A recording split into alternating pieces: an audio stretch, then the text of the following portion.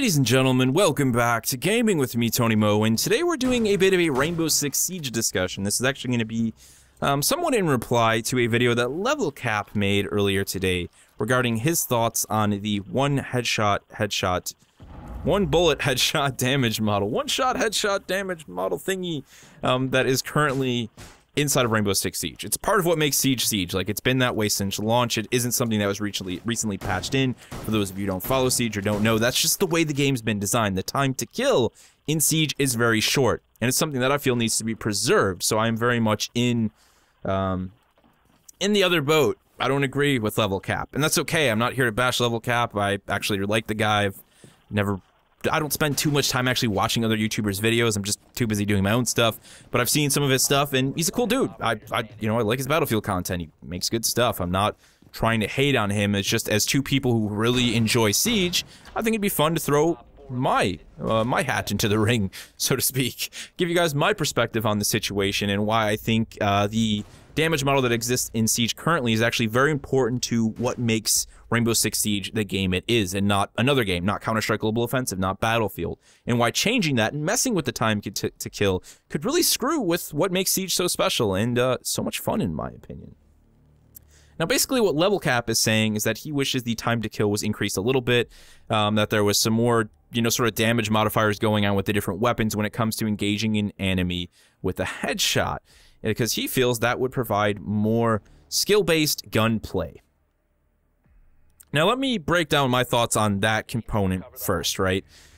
When I look at Siege, I don't see a game that is aiming to have complex recoil control patterns like Counter-Strike Global Offensive. It's not aiming to have a lengthy time to kill where recoil management is very important, like Battlefield. These are games that definitely want the player to focus on how often they pull the trigger and how long they pull it in order to be more successful at killing their targets. And these are games that also have a lot of back and forth firefights. Like, you can engage a guy one-on-one, you can have the jump on him, and a lot of times, he turns around and ends up killing you. It's just the way the game works.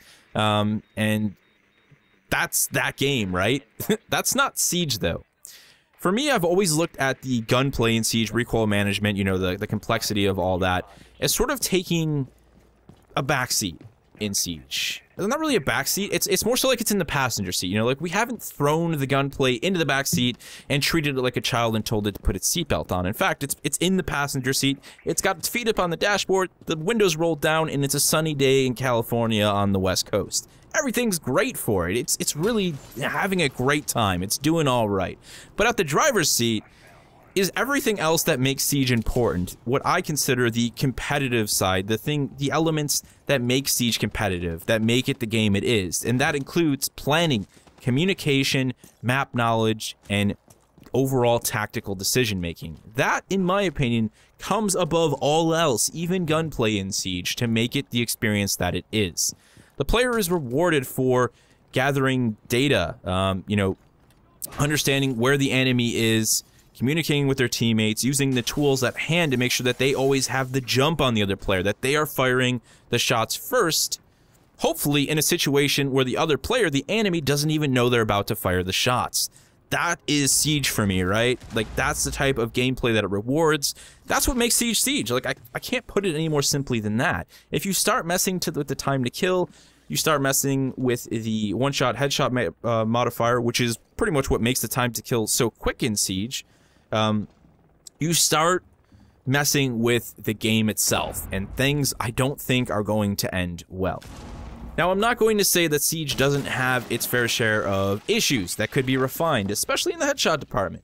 I'm fully on board with the idea of a tighter hitbox for the character models, just making random spray headshots a little less frequent. But I also kind of just don't really care about that. I've never been one to genuinely complain about being headshotted in Siege. For me, I almost always know when I've screwed up because that's when I die. It means I put myself in a bad situation.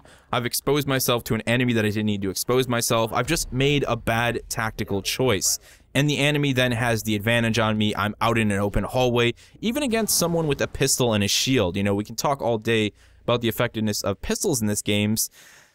I don't, you know, they're pretty inaccurate when it comes to hip firing. If someone can actually do some ADSing and IR sight the thing, and you're out in the open for that long against a guy that has a shield, then you need to change your strategy.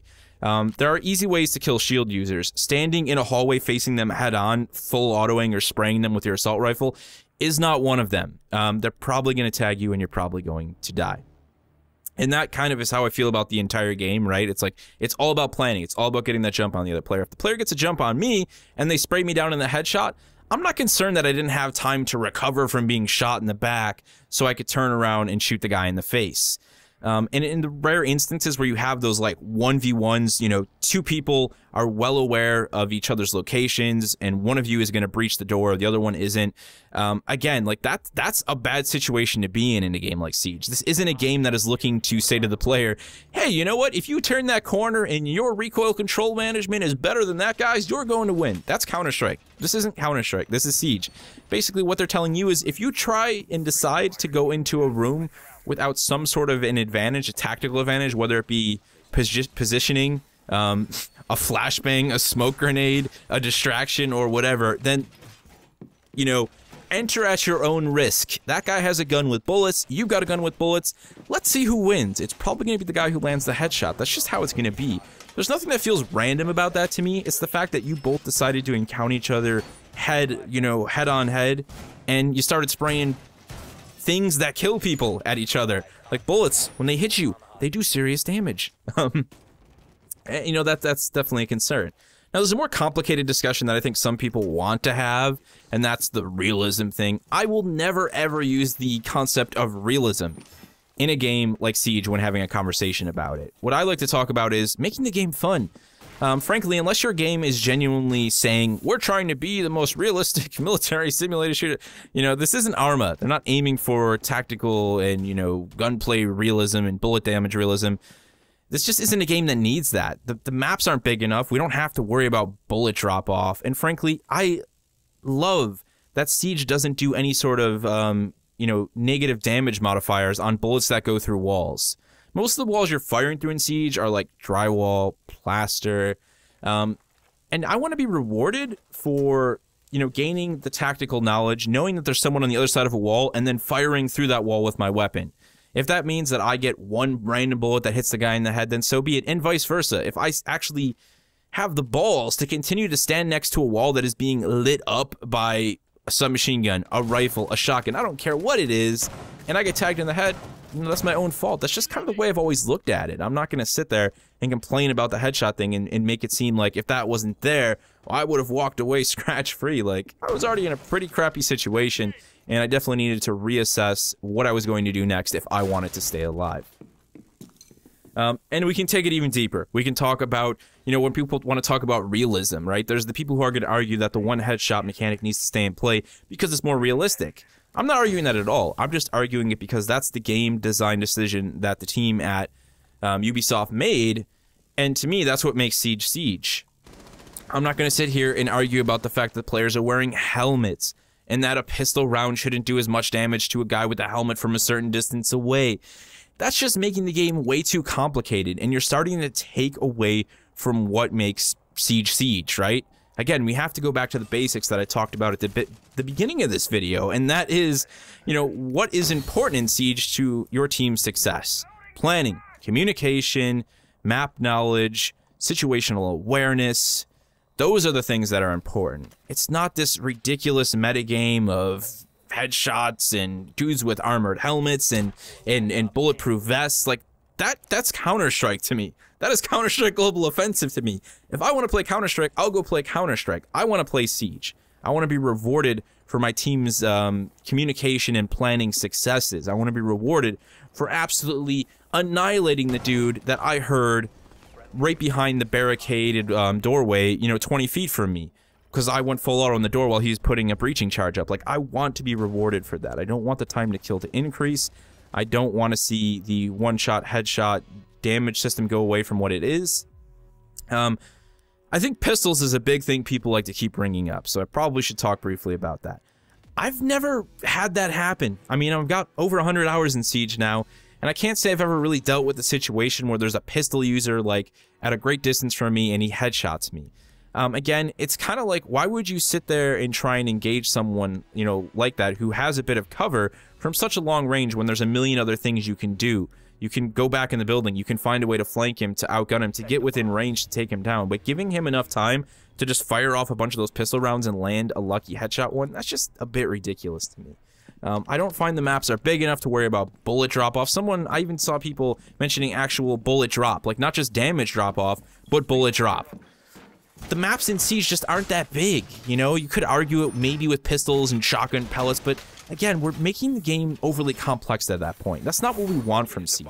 I like Siege because it feels like a game of chess, in that, again, it's about the planning, it's about the decision-making that goes on prior to a situation, during a situation, then after a situation. That's Siege. That's what makes it awesome. And I think I've stressed that so much throughout the course of this video. And we've talked very little about the headshot thing, right? Because it's just a matter of removing the headshot thing increases the time to kill, and like I said, you start risking damaging everything else then. All of the other mechanics, you know, rewarding players for the jump on people, you start increasing the time to kill, and you make Siege a different game. It's not the same game that it is. I don't need it, and I don't want it to be a game that is about skill-based, you know, gunfights. I want it to be a game that is about planning, tactics, communication, and that is simply that. I think I've said it enough. Don't know what else I can really talk about here. Everyone is no doubt going to have their own opinions on it, and I'd very much like to hear them. Like I said, I don't think that the game is flawless, and I don't think there can't be things done to decrease the size of the headshot. The headshot hitbox, you know, head glitching is something people are going to mention that I also agree is an issue. I don't really understand 100% how Siege handles the way their bullets work. In a lot of games, the issue with head glitching is that the bullets travel from the point where the character's head is on the model.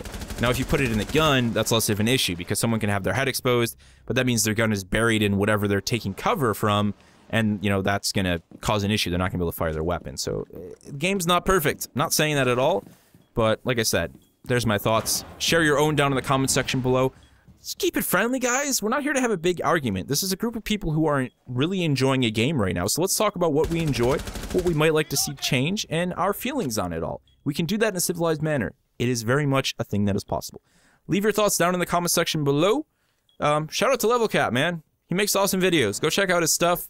I know it's super weird, 7K channel shouting out to LevelCap, but I'm just another YouTuber. I don't really ever pay attention to the size of other people's channels, and I won't do that when my channel gets big. He made something that I thought was worthy discussing about on my end, and that's exactly what we did. Hopefully he respects that, and he doesn't look at this like some sort of a attack, and I hope that fans of LevelCap don't feel that way either. As I said at the start of this video, we're two people who thoroughly enjoy Siege, and I just wanted to throw my opinion, my hat, into the ring.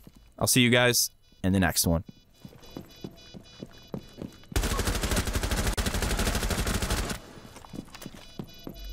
Diffuser located. Disable it.